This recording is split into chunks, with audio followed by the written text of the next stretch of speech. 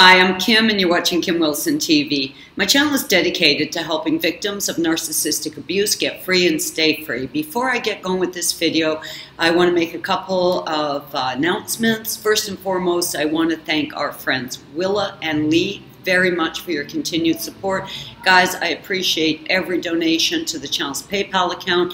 It is your donations that keep the channel going and keep it growing. Secondly, I want to say that for all of you that I have been in regular communication with at Facebook, I cannot respond to your comments. You guys are sending me private messages, I'm reading them, and I cannot reply. Many of you know I've had a lot of problems at Facebook. Facebook doesn't always like the things I post, though they seem extremely tame to me. Facebook now has set some policies in place that really do not welcome the truth. So with that said, I got a notification from Facebook, and this is a warning to all of you, saying that I had posted something that defied their policies. Well, I knew it didn't, so I wrote back to them and I said, would you mind doing a review?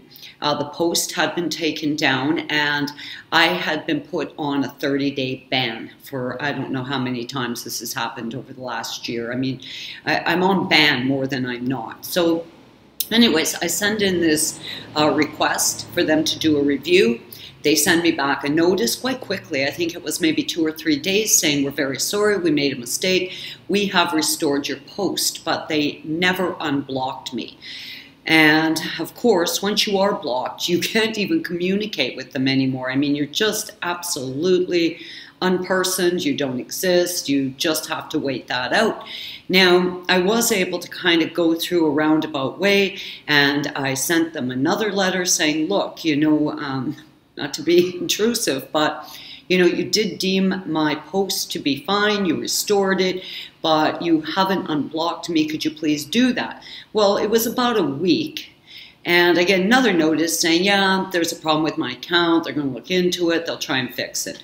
That has been about 30 days now. So for those of you who are writing to me who are not getting a reply, this is so frustrating. You know, your little private message screen is there. I'm reading your messages. I'm trying to reply and it just keeps popping up. Undeliverable. You are on a ban. Oh, so frustrating. Guys, I am really sorry about that. And in addition to that, my email account has been hacked. My email address started sending out random emails to people. I got a virus in the computer. I have been back and forth to the shop, and I am trying to sort out these issues with my hacked accounts and with my computer. Now, in addition to that, I just want to go back to Facebook for a second. I know many of you are getting friends requests from me again, though we're already on each other's friends list, and Facebook did also imply that my account is likely hacked, and maybe that's why it's taking them so long to fix my Facebook profile. But it's been about a month, and Joe, I see your emails or your private messages. I'm so sorry. Joe, it would be better, and the rest of you, please email me at kimwilsontv@gmail.com, and we can communicate that way until this Facebook Messenger thing is fixed. Next, yeah, there's more. On New Year's Eve, that was 25 days ago, my kids and I were all here at the house. We were going up to a friend's house up in the hills, and the friend had said to me, you know, Kim, the fireworks are going off steady. And when I say fireworks going off steady, you've truly never in your lifetime seen anything like this. Fireworks here are readily available. You can buy them at every corner store, every kid. I mean, you see 2-year-olds with fireworks in their hands, and I'm not talking about firecrackers. In fact, I should show you because I disarmed Eddie.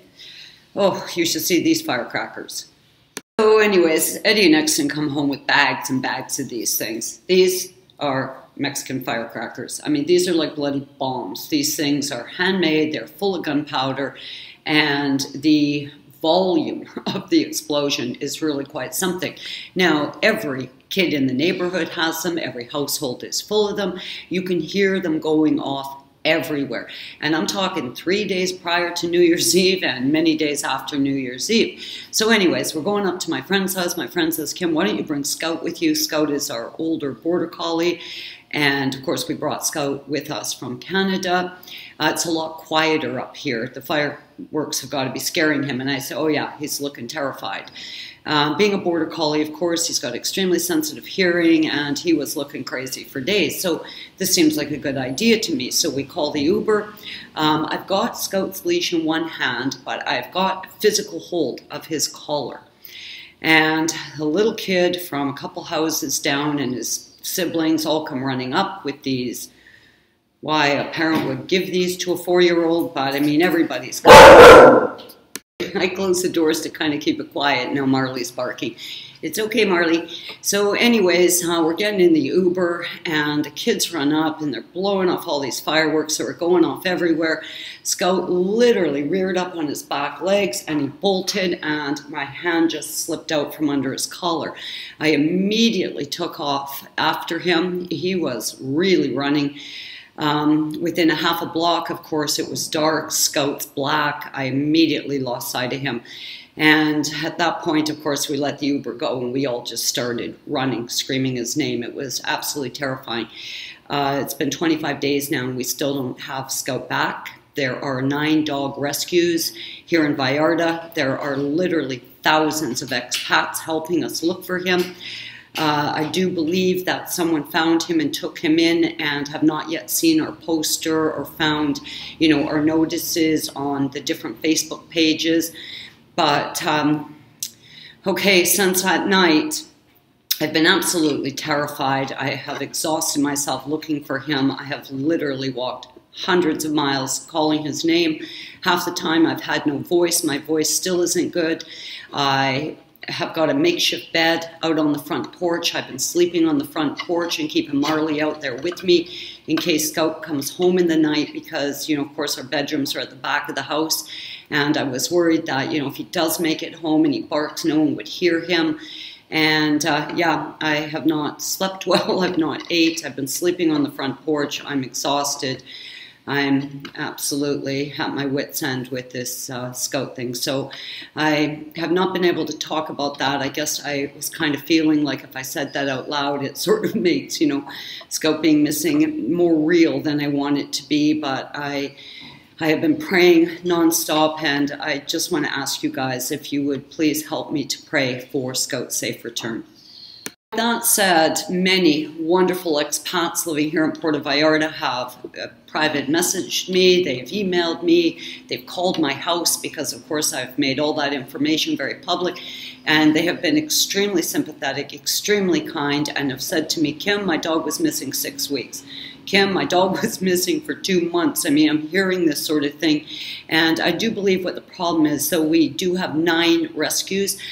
They are not all linked to each other. Information moves kind of slow. It's run primarily, you know, by volunteers. They're underfunded. So we are doing our best to find him. But I do feel quite encouraged through the wonderful people here in Puerto Vallarta that we will find Scout. In fact, another dog, his name was Copper, was just reunited with his family. I just saw that posting on one of the Puerto Vallarta dog rescue websites. And yeah, he was missing for 3 months. So I am extremely hopeful, but I really do need your prayers. There are some very important things that I want to talk about. I think because I've eaten up 9 minutes of this video, I'm just going to keep going in this video with some public announcements that are important to our community. Right now, all over the United States, we have many friends here from the channel who are living in their cars. If you do have a rental room available now, could you please, in the comments below, just list the city or the state that you're in and what your email address is for our friends here who are living in their cars. Anything we can do to help create a bit of stability for suffering victims, I think would be a really great help right now. I have been getting emails from friends here at the channel, well, since the beginning of the channel, telling me that they were homeless or in a shelter or living in their car. And we have, as a community, been able to create safe housing for so many friends. But I'm going to tell you, it is an epidemic right now. Where I used to get an email like that, you know, once a month, I'm getting many of them each week now. So we've got a real problem. A lot of people are fleeing abusive situations with nowhere to go. And if anyone has shown that type of bravery to just, you know, get the heck out of there, not knowing where they were going or, you know, what their level of security or safety would be, God bless your heart. And let's see if we can help. So if you have a rental space available, please list where it is and your email information so people can get in touch with you. It's pretty much day one. My channel has been absolutely riddled with criminal defamation, cyber stalking, cyber abuse. All of my accounts and profiles at social media have been hacked relentlessly. I have been sent one virus after the other. I am constantly getting signed up at porno sites. I mean, it just goes on and on. And how that makes me feel is this. If I wasn't spreading a message of hope, they'd leave me alone. If I wasn't telling the truth, they would leave me alone. If I wasn't helping to unite victims of narcissistic abuse, they would leave me alone. Why? Because it isn't happening to them, because they are absolute demon-possessed pieces of crap from hell, and no one cares what they have to say. But for some reason, I just continue to be, you know, the object of narcissistic desire. I continue to be their object of obsession. And it is what it is. You know, if I wasn't on the right path, I truly believe they'd leave me alone. And through this wonderful collective that we have here, through your prayers and through your constant messages of hope, we are going to continue to plow ahead, guys. I love you lots. I'm Kim. You're watching Kim Wilson TV. I hope you guys are having a great narc-free day, and I'll see you guys again in a few minutes.